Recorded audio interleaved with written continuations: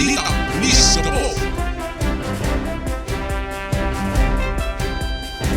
Magandang umaga mga ka-okay. Good morning, lungsod ng Olongapo. Ako po si Police Staff Sergeant Cherry May Balangkit. At ako naman po si Police Master Sergeant Jason Argonilio, ang inyong pulis ka po ngayong umaga ng Huwebes, April 30, 2026. Muli, mula sa City Community Affairs and Development Unit ng Olongapo City Police Office. At kami ang inyong makakasama para sa Balitang Pulis ka po. Welcome po sa ating programa para ipaabot sa ating mga kababayang Olongapeño ang mga balita sa pamamagitan ng ating mga programang ipinalakas online. Hatid sa inyo ng Subic Broadcasting Corporation at ng 97.5 DWOK FM. Ito ang radyo ko. Ang kapartner natin sa paghahatid ng mga mahalagang kaganapan at impormasyon dito sa loob ng ating lungsod. Muli, happy Thursday mga ka-okay. Batiin din natin ang ating mga listeners. Sana safe po ang lahat. Kamusta naman po and keep safe mga ka-okay. Pagpupuri at pagpapala mula sa may kapal. Thank God it's Thursday. Ano man po ang inyong ginagawa ngayong araw, huwag kalimutang magdala ng tubig inumin at payong dahil sobrang init po ngayon mga ka-okay. Yes, partner. Speaking of hot weather, inaasahang matinding init bukas sa Pilipinas na aabot sa 43 degrees Celsius heat index na may saklaw na temperatura mula 36 degrees Celsius hanggang 27 degrees Celsius.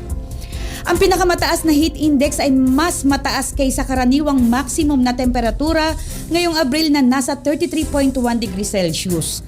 Ang pinakamainit na oras ng araw ay mula 1:00 hanggang 4:00 po ng hapon. Naku, may trivia ako dyan, partner. Alam mo ba, ang pinakamataas na heat index na naitala sa kasaysayan ng Pilipinas ay umabot ng 60 degrees Celsius sa Kasiguran Aurora noong August 14, 2023 yan. Ayon po yan sa Philippine Atmospheric, Geophysical and Astronomical Service Administration or PAGASA. Samantala, ang pinakamataas na aktwal na temperatura na naitala sa bansa ay 42.2 degrees Celsius naman sa Tugigaraw, Cagayan noong May 11, 1969. Itong taon na to, partner, 2026, kinumpirma ng po ng PAGASA na naitala sa lugar ng Metro Manila ang pinakamataas na temperatura sa kasaysayan. Ayon po sa PAGASA noong April 27. Araw po yan ng Sabado or Monday, umabot po ng matinding init na umabot ng 38.8 degrees Celsius ang temperatura sa may Ninoy Aquino International Airport or NAIA Station sa may Pasay City. Nalampasan po nito ang dating record na 38.8 degrees Celsius na naitala noong May 17, 1915 sa may Port Area, Manila. Ang heat index ay pumalo po ng 45 degrees Celsius na nagdulot ng sobrang init at hirap para huminga ang mga residente at mga commuters. Hindi lamang po sa Metro Manila ang nakaranas ng matinding init.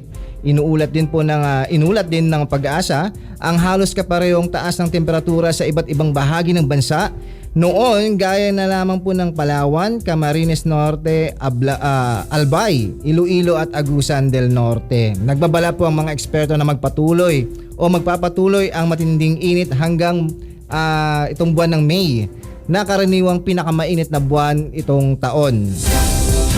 Habang patuloy na tumataas ang temperatura, pinayuhan ng ating otoridad ang publiko na mag-ingat upang manatili po sa mga malamig na lugar o maging hydrated, lalo na po sa mga oras ng matinding init. Ang mga mahihinang sektor, gaya na lang po ng mga matatanda, mga bata at mga individual na may umiiral na karamdaman o may sakit, ay mariing pinapayuhan na iwasan ang matagal na pagkabilad sa araw at humanap po ng masisilungan.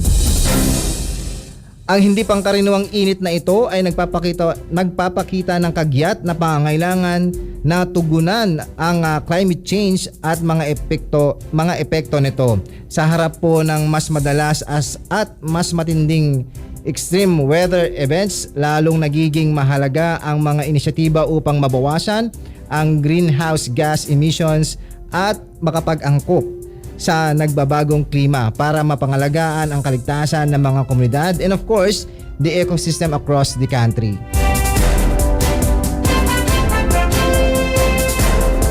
Kaisa na ang bawat Olongapeño at ng mamamayang Pilipino na itataguyod natin ang mga adhikain nating mapagandang ugnayan ng kapulisan, pamahalaan at mamamayan tungo sa isang ligtas na bansa. Maraming salamat po sa inyong patuloy na pakikiisa para sa isang ligtas, maayos at mapayapang Olongapo.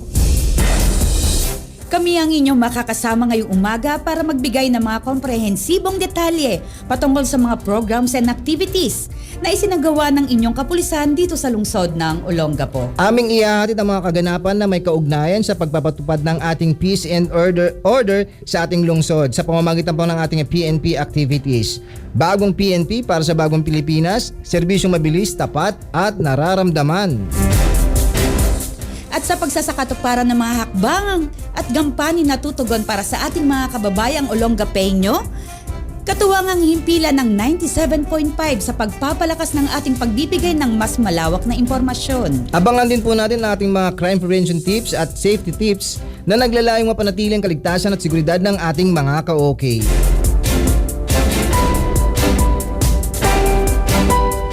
At sa pagpapatuloy mga ka-OK, ang datos ng ating weekly accomplishment report mula po noong April 20 hanggang April 26, 2026 bilang bahagi po ng ating previous week. Sa kabuuan, meron po tayong 31 total arrested ang Olongapo City Police Office sa pangunguna yan ni Police Colonel Maniago mula po sa magkakaibang anti-criminality operations.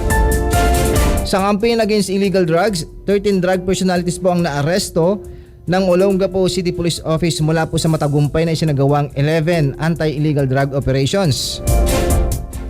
Sa ilalim ng pamumuno ni Police Colonel Junido S. Maniago Jr., Acting City Director, nagsagawa ang Olongapo City Police Office ng week-long operations bilang bahagi ng PNP Focus Agenda sa ilalim ng Enhanced Managing Police Operations ng EMPO Strategy. Ang mga operasyong ito ay alinsunod sa direktiba ni na Police General Jose Milencio C. Nartates Jr., ang aming Chief Philippine National Police, at Police Brigadier General Jess B. Mendez, ang aming Acting Regional Director Pro 3, na naglalayong mapanatili ang kapayapaan, kaayusan at kaligtasan ng publiko. Matagumpay na naisagawa ang 11 operations laban sa iligal na droga na nagresulta sa pagkakadakip ng 13 individual sa loob lamang ng isang linggo. Ang serya ng mga operasyong ito ay isinagawa ng iba't ibang unit kabilang ang CPDEU at ang mga Drug Enforcement Unit ng lahat ng istasyon ng pulisya sa lungsod mula April 20 to 26, 2026. Na kung saan sa pamamagitan ng masusing pagsubaybay at pagpapatupad ng mga buy-bust operation, patagumpay na nalansag ang mga aktibidad ng mga tinuturing na high-value individuals or HBI at street-level individuals or SLI sa iba't ibang barangay kabilang ang Santa Rita, East Bahak-Bahak, Barangay Barreto, New Calalake, New Banikain, New Cabalan, East Tapinak at West Bahak-Bahak. Nagsimula ang tagumpay sa Barangay Santa Rita noong gabi ng April 21 kung saan isang individual na kabilang sa listahan ng mga personalidad sa droga ang matagumpay na nadakip ng mga operatiba ng Police Station 5 matapos ang isang mabilis na transaksyon na nagresulta sa pagkakakumpiska ng mga sachet ng shabu.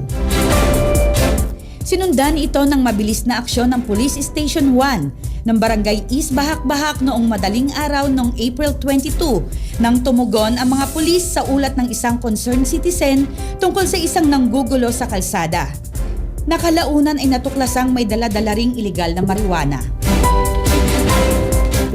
Nagpatuloy ang aksyon noong madaling araw ng April 23 sa Barangay East Bahak-Bahak kung saan ang CPDEU ng Police Station 1 ay nagsanib puwersa upang madakip ang isang bagong tukay na personalidad na sangkot sa bentahan ng iligal na droga. Sa hapon ng kaparehong araw, muling nagtagumpay ang Police Station 6 at CPDEU sa Rosal Street, Barangay Barreto matapos nilang maaresto ang isang tinuturing na high-value individual sa isang maingat na inilatag na buy-bust operation. Hindi tumigil ang operasyon hanggang gabi ng April 23 sa Murphy Street, Barangay New Calalake Nang masakote ng Police Station 3 ang dalawang individual na kapwa nasa listahan ng mga drug personalities matapos makuhanan ng mga ebidensya ng shabu. Noong gabi naman ng April 24, isang sospek ang muling nadakip sa Gordon Street, Barangay New Banikain sa pangunguna ng Police Station 2, habang sa Barangay New Cabalan naman ay matagumpay na naisagawa ng Police Station 4 ang pag-aresto sa isa pang lalaki na nasangkot sa iligal na kalakalan sa kahabaan ng Libas Street. Pagsapit ng gabi ng April 25, muling naging aktibo ang Police Station 5 sa Camia Street, Barangay Santa Rita na nagresulta sa pagkakahuli sa isa pang personalidad na matagal nang binabantayan ng mga otoridad. Sa huling araw ng serya noong April 26, dalawang magkahiwalay na operasyon ang naganap. Una sa Bacon Street sa ilalim ng Police Station 3 at ang malaking huli sa Afable Street kung saan nadakip ng CPD-EU at ng Police Station 1 ang dalawang sospek, kabilang ang isang high-value individual na nagresulta sa pagkakakumpiska ng mas maraming bulto ng ebidensya. Nagtapos ang operasyon bago maghating gabi ng April 26 malapit sa bus terminal sa West Bahak-Bahak, kung saan isang lalaki ang muling naaresto ng Police Station 1 matapos ang isang matagumpay na buy-bust. Ang kabuuan tagumpay na ito ay nagpapatunay sa dedikasyon ng Olongapo City Police Office na linisin ang lungsod at protektahan ang bawat Olongapeño sa benta ng iligal na droga.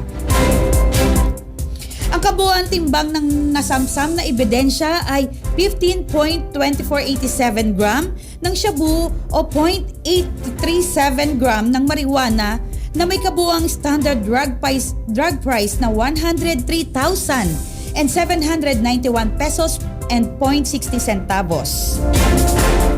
Kasong paglabag sa Republic Act 9165 o ang Comprehensive Dangerous Drugs Act of 2002 ang haharapin ng mga naarestong individual. Ang sunod-sunod na tagumpay na ito ay patunay na dedikasyon ng Olongapo City Police Office na mapanatiling ligtas at payapa ang bawat komunidad sa lungsod ng Olongapo. Marami pa tayong babalita. Magbabalik ang Balitang Pulis Gapo matapos ang ilang paalala, manatiling nakatutok sa himpilan ng 97.5.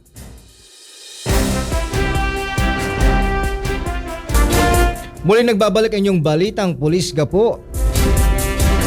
At sa pagpapatuloy ng ating accomplishment report, 9 na wanted persons timbog ng Pulis Gapo sa ilalim po ng maigting na pagpapatupad ng batas at kampanya laban sa wanted persons. Matagumpay pong nadakip ng Olongapo City Police Office ang 9 na individual na may nakabinbing warrant of arrest sa loob ng isang linggong operasyon. Mula po yan noong April 20 hanggang April 26. Ang sunod-sunod na pagkakahuli ng mga akusado ay bunga po ng masusing pagsubaybay ng mga tracker team ng bawat police station sa lungsod. Sa loob lamang ng 5 araw, matagumpay na naipatupad ang iba't ibang tracker teams ng Olongapo City Police Office ang 7 operasyon ng pagkakaaresto laban sa mga wanted persons sa iba't ibang barangay ng Olongapo City. Noong April 24, naaresto si alias Roy sa may barangay East Bahak-Bahak sa bisa ng warrant of arrest para sa paglabag sa National Internal Revenue Code. Samantala noong April 23, naaresto naman si alias Mika sa barangay East Tapinac para naman po sa paglabag sa Republic Act 9165 at si alias Jay sa barangay New Cabalan para naman po sa paglabag sa anti-fencing law. Noong April 22 naman, naaresto naman si alias Luke sa may barangay West Bahak-Bahak para sa kasong pagnanakaw. At noong April 21, naaresto naman si alias Ed sa may barangay Barreto para naman po sa kasong pagnanakaw din. At si alias Rain sa may barangay New Kababae para sa kasong reckless imprudence resulting to slight physical injury and damage to property. Samantala noong April 20 naman, naaresto naman si alias Cecil sa barangay Barreto para naman po sa kasong estafa in relation to Republic Act 10175 at si alias G sa may barangay Santa Rita para naman po sa kasong estafa in relation to Republic Act 10175. Ang lahat ng mga naarestong personalidad ay kasalukuyan pong nasa kustodiya ng mga kani-kanilang himpilan at nakatakdang iharap sa kaukulang hukuman na naglabas ng kanilang warrant. Ang tagumpay na ito ay sumasalamin sa serbisyong mabilis ng Olongapo City Police Office, isang patunay na sa lungsod ng Olongapo walang puwang ang mga nagtatago sa batas at ang katarungan ay laging mangingibabaw para sa katahimikan ng lungsod. Samantala sa ating kampanya laban sa illegal gambling, 8 individual ang naaresto ng Pulis Gapo. Sa loob ng isang linggo, matagumpay na naipatupad ng iba't ibang police station ng Olongapo City Police Office ang 4 na operasyon laban sa illegal gambling na Carai Cruz. Noong April 26, 2026, bandang 10:35 po yan ng gabi, naaresto ng Police Station 1 si alias Michael sa barangay East Bahak-Bahak. Nakumpiska mula sa kanya ang 3 piso at bet money na nagkakahalaga ng 520 pesos.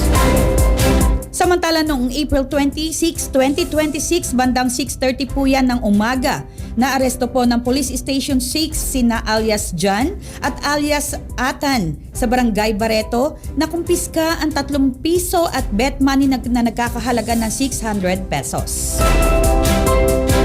At noon namang April 23, 2026, bandang alas 7:30 ng gabi, naaresto ng Police Station 3 sina alias Robbie at alias Mark at Pedro sa barangay Pag-asa na kumpiska ang 3 piso at bet money na nagkakahalaga rin ng 600 piso.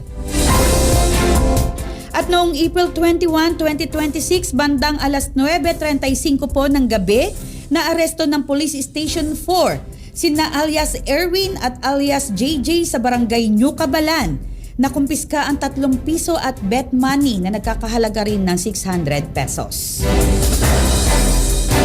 Ang mga naarestong sospek at nakumpiskang ebidensya mula sa parehong operasyon ay dinala sa kanilang police stations para sa tamang disposisyon. Ang Olongapo City Police Office ay patuloy na nagpapaalala sa publiko na ang pakikilahok sa illegal gambling ay mahigpit na ipinagbabawal at may kaukulang kaparusahan. Ito ay bahagi ng aming patuloy na kampanya upang matiyak ang kapayapaan, kaayusan at kaligtasan ng ating komunidad. Karagdagang balita mga ka-OK, noong alauna po ng April 25 sa Police Station 1 Barangay West Bahak-Bahak, Olongapo City, isinagawa ng Police Station 1 personnel ang revitalized katok sa isang gun owner na may expired firearms license. Isang gun owner na residente po ng Barangay Kalaklan sa lungsod ng Olongapo, 70 years old. Sa naturang operasyon po, kusang loob po niyang idineposito o sinurrender ang kanyang baril na isang caliber 9mm arms core pistol na may expired firearm license o registration noong April 26. Ang nasabing baril po ay kasalukuyan pong nasa kustodiya ng Police Station 1 sa may Barangay West Bahak-Bahak, lungsod ng Olongapo para sa tamang disposisyon. Muli, ang hakbang na ito ay bahagi po ng patuloy na kampanya ng Olongapo City Police Office ng Revitalize Katok upang hikayatin po ang ating mga gun owners na maging responsable sa kanilang pagmamay-aring firearms at irehistro para sa ligtas na komunidad, at paalala sa lahat ng mga gun owners na panatiling pong updated ang kanilang firearm license.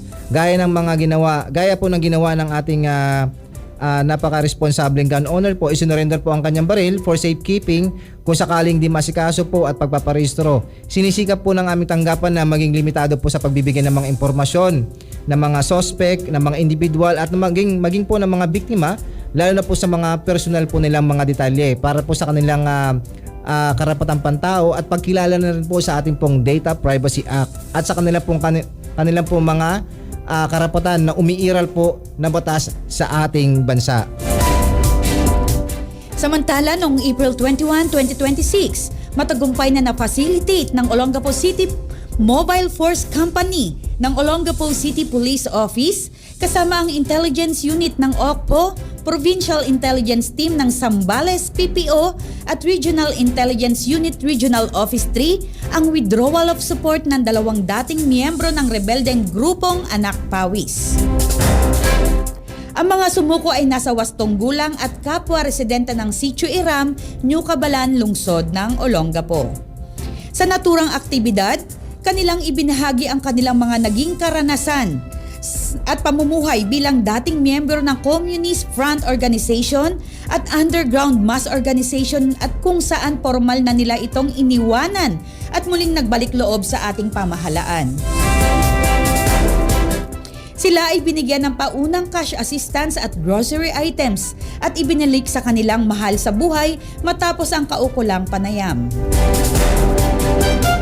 Sinikap ng aming tanggapan na maging limitado sa pagbibigay impormasyon, lalo na sa personal na detalyeng ng kanilang pagkatao para mapangalagaan at maprotektahan ang kanilang seguridad.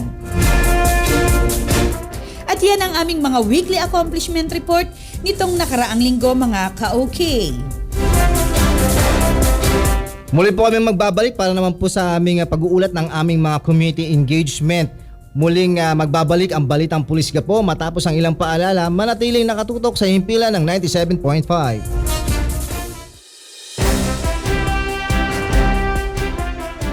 Muli nagbabalik ang inyong Balitang Pulis Gapo. At para naman po sa ating isinagawang community engagement sa loob ng ating lungsod, lumahok ang Olongapo City Police Office bilang pangunahing katuwang sa Special Drug Education Center o SDEC Batch 12 Training na ginanap po sa SDEC facility sa may Barangay Santa Rita po yan, lungsod ng Olongapo noong April 27, araw ng Lunes. Nagbahagi tayo ng mga mahalagang kaalaman hinggil sa masamang epekto ng illegal na droga, pati na ang batas na pinapairal para dito at ang mga kahalagahan ng tamang pagpili sa buhay. Ang aktibidad na ito ay bahagi po ng tuloy-tuloy na pagpapatupad ng SDEC programs alinsunod po sa DILG Memorandum Circular number 2006-150 at Mayor's Executive Order number 07 na naglalayong palakasin ang kabataan sa pamamagitan po ng life skills intervention, values formation at drug awareness. Sa pamamagitan po ng Special Drug Education Center, ang kabataan ng Olongapo ay pinalakas upang maging matatag, produktibo at malayo sa bisyo ng iligal na droga. Samantala, pinangunahan din natin ang Revitalized Police sa Barangay or RPSB Monthly Summing Up Meeting katuwang ang pamunuan ng Barangay Mabayuhan under the chairmanship of Barangay Captain Edwin Esposo. Layunin na pagpupulong na suriin ang mga nagawa, talakayin ang mga hamon at itakda ang susunod na hakbang upang higit pang mapaigting ang kaligtasan sa nasabing barangay. Binigyan diin sa aktibidad ang mas pinaigting na kampanya laban sa iligal na droga, terorismo at kriminalidad, kasabay ang pagpapatibay ng kapayapaan at kaayusan sa pamamagitan ng mga mas matatag na ugnayan sa mga barangay officials. Sa pamamagitan ng patuloy na pakikipag-ugnayan, ipinapakita ng kapulisan at barangay ang dedikasyon sa community-based policing at mas tumutugon sa mga inisyatiba para sa kaligtasan ng mamamayan ng Barangay Mabayuhan. Sa kaparehong araw, nagsagawa naman po ang Olongapo City Police Office sa pamumuno ni Police Colonel Maniago Jr., ang aming pong acting city director ng HIV Awareness and Sexual Abuse Lecture para po sa mga bipat natin at estudyante at mga purok leaders ng Barangay New Cabalan, lungsod ng Olongapo. Layunin ng aktibidad na palakasin ang kaalaman at komunidad sa tamang pag-iwas, proteksyon at pagtindig laban sa pang-aabuso. Sa pamamagitan po ng pag-educate at pagbibigay ng tamang impormasyon, nagiging mas responsable sa pagtataguyod ng ligtas na pamamagitan ang bawat isa. Ang ganitong mga programa ay bahagi ng patuloy na kampanya ng Olongapo City Police Office upang mapalakas ang public safety, maprotektahan ang mga vulnerable sectors at makabuo ng mas matatag at mas matalinong Olongapeño. Tama ka dyan, partners! Sa pamamagitan ng edukasyon at pakikipag-ugnayan, patuloy na pinalakas ng Olongapo City Police Office ang komunidad upang maging mas ligtas, mas matatag at masanda laban sa pang-aabuso. Maliban dyan mga ka-OK, nagbigay din ng manpower support at medical assistance ang Olongapo City Police Office sa pamumuno po ni Police Colonel Maniago, Acting City Director ng Olongapo City Police Office, sa isinagawang medical mission ng Aboitiz Renewables Incorporated, katuwang ang City Medical and Dental Team na pinamunuan po ni Police Captain Marinan Balisi. Tumulong ang mga tauhan ng Olongapo City Police Office sa kabuuang pagsasagawa ng aktibidad, habang ang Police Medical Team ay aktibong nagbigay ng libreng serbisyong medikal, kabilang ang circumcision o libreng pagtutuli at iba pang medical interventions na nakinabang ang mga residente ng ating lungsod. Ang aktibidad na ito ay patunay po ng pakikipagtulungan at malasakit ng Olongapo City Police Office sa komunidad, na ang tungkulin ng pulisya ay hindi lamang po pagpapanatili ng kapayapaan at kaayusan, kundi pati na rin po ang paglilingkod at pakikipag-ugnayan para sa kapakanan ng mamamayan. Sa pamamagitan po ng malasakit at pakikipag-ugnayan, patuloy po na pinapatunayan ng Olongapo City Police Office na ang tunay na serbisyo ay higit pa sa pagpapanatili ng kaayusan. Ito ay ang paglilingkod para sa kapakanan ng bawat Olongapeño. Bilang bahagi ng ating PNP Focus Agenda, nagsagawa ang Olongapo City Police Office sa pamumuno po yan ni Police Colonel Jonido Maniago Jr., Acting City Director ng Scheduled Regular Drug Testing para sa lahat ng tauhan ng OCPO. Ang aktibidad na ito ay bahagi ng PNP Focus Agenda on Integrity Monitoring na layuning tiyakin ang isang drug-free workplace at mapanatili ang malinis na imahe ng kapulisan. Sa pamamagitan ng regular na pagsusuri, ipinapakita ng Olongapo City Police Office ang kanilang matibay na paninindigan sa accountability na ang mga pagpapatupad ng batas ay dapat unang sumusunod dito. Binigyan diin ng pamunuan na ang drug-free lifestyle ay pundasyon ng epektibong policing. Ang ganitong routine activity ay mahalaga upang mapanatili ang tiwala ng publiko at masiguro na ang bawat pulis na naglilingkod sa Olongapo ay nananatiling credible at professional na huwaran sa pambansang kampanya laban sa iligal na droga. Sa pamamagitan ng integridad at disiplina, patuloy na pinapatunayan ng Olongapo City Police Office na ang kapulisan ay hindi lamang tagapagpatupad ng batas kundi huwaran ng pagsunod dito. At yan po ang aming mga accomplishment on community engagement and intensified information operation para sa inyong mga ka-OK. Ang lahat ng mga aktibidad na ito ay bahagi ng aming mga adhikain na isulong ang programa ng PNP sa pamamagitan ng Community Affairs and Development. Kaya naman hinihikayat namin ang lahat na makiisa upang mas lalo nating mailapit sa ating mga kababayang Olongapeño ang serbisyong publiko ng Police Gapo. Bago tayo dumako sa ating pamimigay ng safety tips, partner, nais ko munang ibida ang ating Acting City Director Police Colonel Jonido S. Maniago Jr.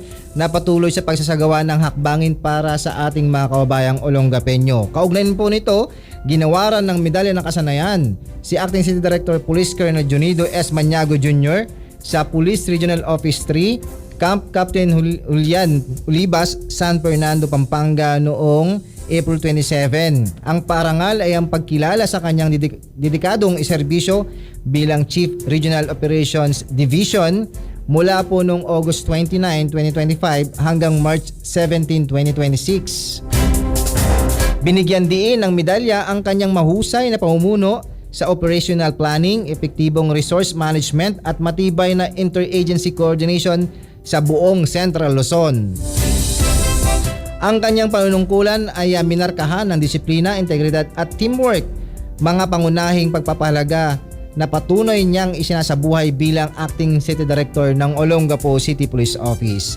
Ang pagkilalang ito ay hindi lamang personal na tagumpay kundi patunay ng sama-samang pagsisikap at walang humpay na dedikasyon ng mga tauhan ng pulisya sa likod ng bawat matagumpay na operasyon. To God be the glory!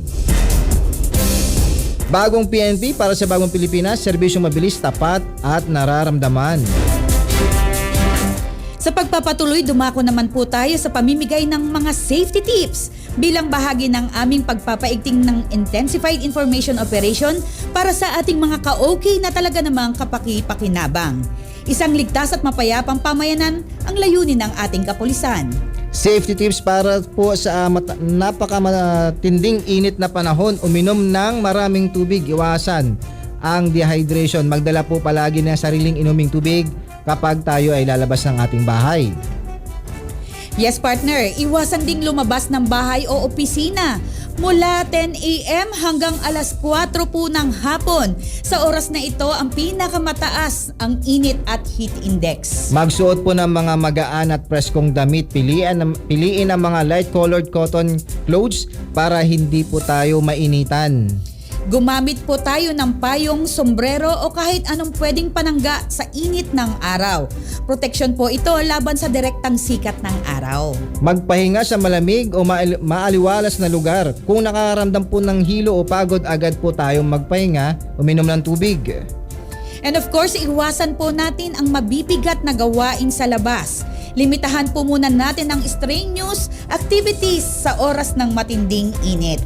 Bantayan po ang mga bata, matatanda at may sakit. Sila po yung mga tinatawag nating vulnerable, lalo na po sa heat exhaustion at heat stroke. Yes, partner, at babala po sa publiko. Isang mahalagang babala para sa lahat ng mamamayan ng Olongapo, maging mapagmadyag sa mga individual na nagpapakilala bilang si Fiscal Charlie Yap ng Prosecutor's Office.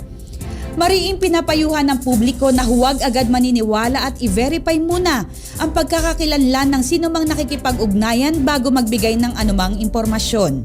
Huwag pong basta-basta magtitiwala sa mga hindi kumpirmadong komunikasyon. Kung kayo ay nakakatanggap ng kahina-hinalang tawag o mensahe, agad po itong i-report sa pinakamalapit na himpilan ng pulisya o sa aming hotline na 0998-598-5546.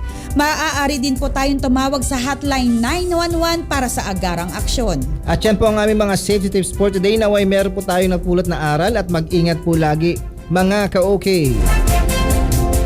At para po maging updated sa Olongapo City Police Office activities and accomplishment, please follow our Facebook page at Police Gapo Disiplinado. And also give us your likes, comments, and shares na rin po sa aming pong Facebook account at Olongapo City Police. Diyan po ninyo makikita ang aming mga conducted activities and accomplishments. Also, please follow our YouTube channel at Olongapo City Police. At syempre kung saan po ninyo kami napapakinggan ngayon, ang 97.5 DWOK FM. At nais din po naming i-promote ang programang Sumbong Nyo, Aksyon Agad, Lunes hanggang Biyernes from 12:30 hanggang 1:30 po yan ng hapon. Ganon din ang official Facebook page ng Philippine National Police at Police Regional Office 3. Siyempre kasama din dyan ang Police News Network Facebook page. Partner, baka may gusto kang batiin itong araw na to? Siyempre partner, babatiin ko ng congratulations ang ating kasama sa CAD office. Walang iba kundi ang aking kaibigan, ang aking senior police staff sergeant Beverly Joy Malubay, nagagraduate ngayon partner sa kanyang CIC schooling.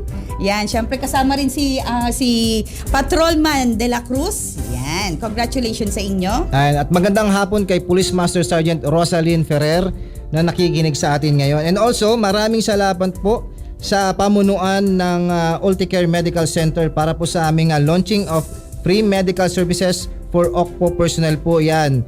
Matatagpuan po ang kanilang ospital sa National Highway Barangay Barreto, Olongapo City. Again po, maraming salamat po. Particularly po kay Dr. Giancarlo Flores, ang President ng Ulticare Medical Center, na kung saan nga po inilunsad po natin kaninang umaga ang aming pong free medical services and for our personnel po. And also tayo rin po ay nagpapasalamat sa ating pong butihing representative ng 1st District of Zambales, Honorable Jefferson J. Kunghun, na ating pong naging guest of honor and speaker. At yan po ang hatid naming mga mahalagang impormasyon mula sa Olongapo City Police Office. Maraming salamat po sa oras ng inyong pakikinig sa ating programa ngayong umaga. Laging tandaan, ang usaping kaligtasan ay usapin ng bawat mamamayan. Ako po ang inyong Police Gapo, Police Staff Sergeant Cherry May Balangkit. Muli ang pamunuan ng Olongapo City Police Office, ang ngalan po ng aming Acting City Director Police Colonel Jonido S. Maniago Jr. at ng aming pong Public Information Officer Police Lieutenant Mary Ann Sadaba. Kami po ito sa pusong nagpapasalamat sa pamunuan ng Subic Broadcasting Corporation at sa himpilan ng 97.5 DWOK FM. Ito ang radyo ko. Sa aming pong station manager, Miss Amelia Jane Gordon, kasama si DJ Macy, DJ Miko, Sir Andrew, and the rest of the team. Salamat po for giving us the valuable opportunity to amplify our Police Gapo accomplishment. and activities. At syempre sa ating pong mga viewers and listeners na walang sawang sumusuporta sa ating programang maitaguyod ang ating mga layunin at protektahan at pagsilbihan ng ating mga kababayan dito sa ating pinakamamahal na lungsod, dito sa lungsod ng Olongapo. Ako po si Police Master Sergeant Jason Argonillo. Magsama-sama po tayong muli sa susunod na Huwebes upang makinig ng ating mahalagang impormasyon. Dito lamang sa Balitang Pulis Gapo.